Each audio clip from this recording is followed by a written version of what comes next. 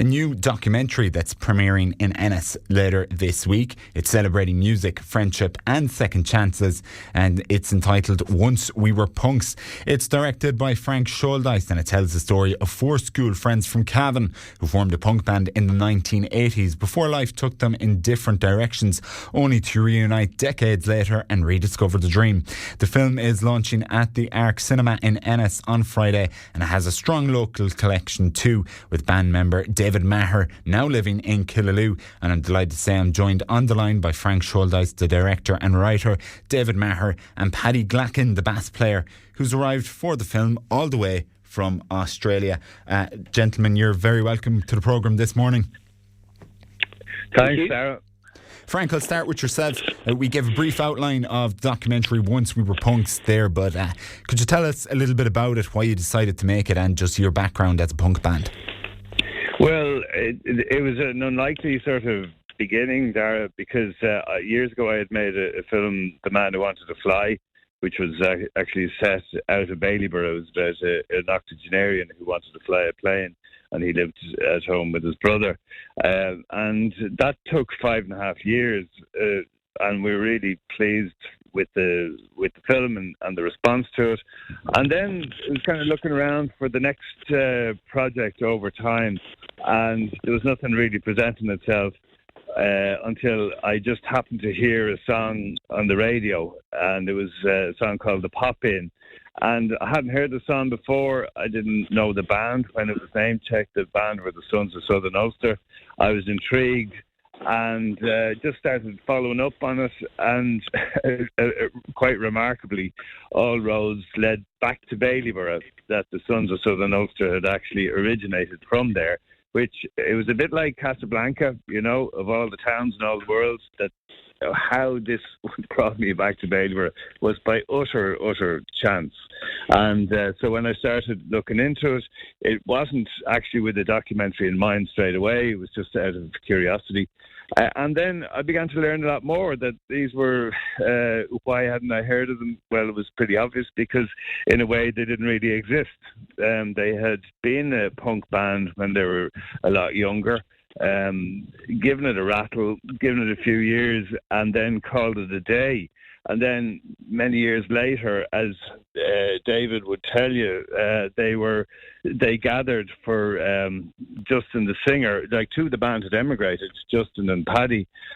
Paddy to Australia and Justin to Boston. And as Justin's mother sadly passed away, and at her funeral, the three of them, they gathered in David's kitchen outside Killaloe and literally picked up the instruments. And this was years and years later, and they actually fell back into it, decades we're talking about. And what I just loved the idea was, here it was these fellas now in their 50s who found that there was a passion that was quite undimmed, and they wanted to revisit that, and so they did. And so the more I sort of struck up with them, we got to know each other a bit over time, and then I thought, there is a story here, and the response to date has been just fantastic. Certainly an incredible story to that, but do you know what I'm just as much interested in is not just how this band reformed after so many years, but how David Meagher, after being a schoolboy in Cavan, ended up settling in Killaloe. So David, you might explain that one to us, and how the band reunited over time. Well, Dara, my dad was a Nina man, so listen, we did all the band stuff, and that didn't work out. We found out we weren't U2 first time round, and life took over, married, kids, all that stuff, and I did a fair bit of travelling with work. And then when we were coming back, I got a job in Limerick, and we looked around, and sure, look at Killaloe's a lovely place. Where else would you want to live? And my family had relocated from Ballybor down to Ballina, Killaloe. So we looked around and found a place, and we got settled in here. And I suppose just around that time, you know, you're on a steady path with your career. Started getting back to the music, and used to head down to the Merryman, which had reopened in Scariff. I don't know if you're familiar with that place.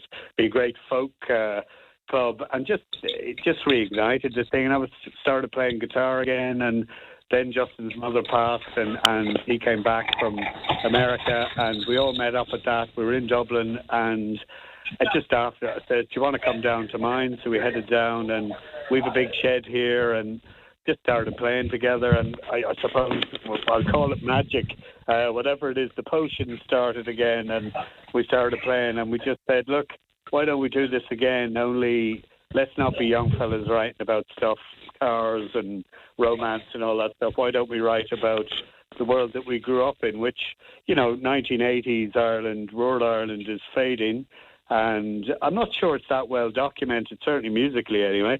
And we just felt, we've stories to tell, and we want to create a document of that time. Look, we just got going, and it just kicked on. People liked what we were doing, and we definitely were having a lot of fun doing it. So it's just banged on from there, really. We're 3 albums in now, and still at it and still enjoying it. What have you named the band? So the name of the band, listen, we're all Ulster men. Paddy joined the band, he'll tell you. He joined the band later when we went to college and stuff. But the other three, we were all in national school together in Balebar. I'd come back from England. Justin came up from Dublin. His father was Captain James Kelly. And after the arms trial, his father was from Balebar. Wow. They returned to his roots there. And they had a pub. And when we were putting the band together again, we thought, let's put it out there. People, when you think of Ireland, I think the counties of Southern Ulster, Cavan, Monaghan and Donegal, as Justin says in the film, the Brits didn't want them at the Irish state couldn't give a shit about them, you'll pardon the language. And we just thought, there's a very distinct culture there in those border counties that is very unusual, interesting, lots of stories, and a big well to tap into of all sorts of things that we really felt we wanted to write about. So, look, the Sons of Southern Ulster are completely different from the original band, the Panic Merchants, who were just kind of copying whatever was fashionable. We just do our own thing. We're much more like, folk musicians would be from Clare, where, people want to listen to our stuff, they can, but we're much more into the craft of writing songs and creating a document of our music and obviously our lyrics. So it's so the Sons of Southern Ulster, I suppose, focus a lot on that. But what's been great, Daragh, about the journey is we sort of wondered, would anyone outside of Cavan, Monaghan and Donegal care?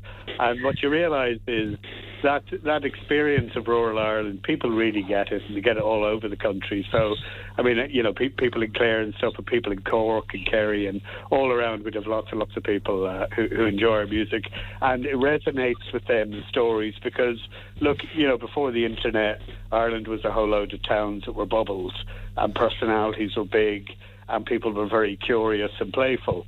And I think that happened all over Ireland, not just in Balebar, but obviously our particular experiences were of Balebar. Some people will certainly argue that Panic Merchants to the Sons of Southern Ulster in some contexts could mean the same thing. But we'll move now to Paddy Glackin, who's come all the way home from Australia for the film. Paddy, are these stories resonating down under as well?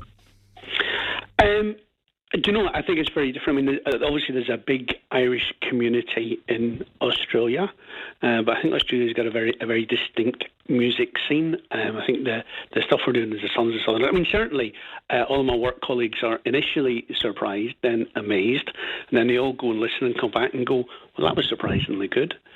But I think it's very much steeped in the life of Ireland in the 1980s, which is tremendously specific, small-town Ireland in that period, but also quite universal for anybody who was in Ireland at that time.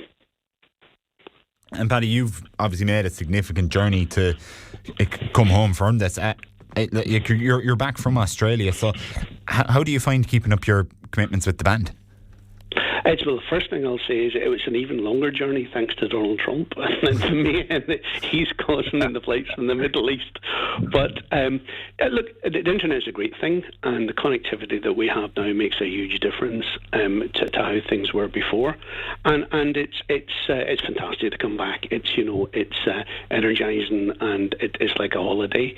and doing the music together, the connection that we have with each other, the crack of going on stage. I mean, we as young fellas, we did that regularly, not far off weekly, for a few years all around Dublin and the surrounding counties. And so to be able to get that energy, being able to go back and do it is just fantastic. Rehearsals are not so easy. But we get together, and again, one of the surprising things is just the speed that we all just click in with each other again.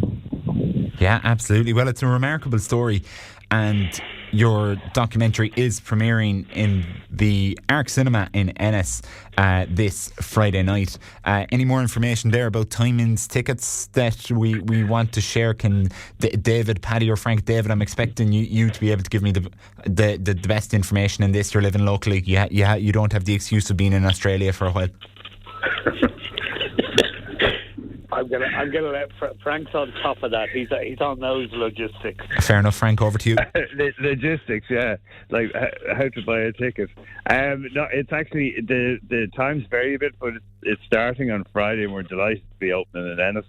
It's at the Arc Cinema, and so it's just the times are a little different from day to day. So, but if you go online or else give them a ring.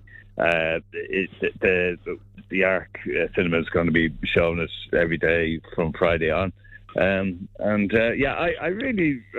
think David makes a really good point that there's such a folk tradition and storytelling tradition in Clare that this does permeate the songs.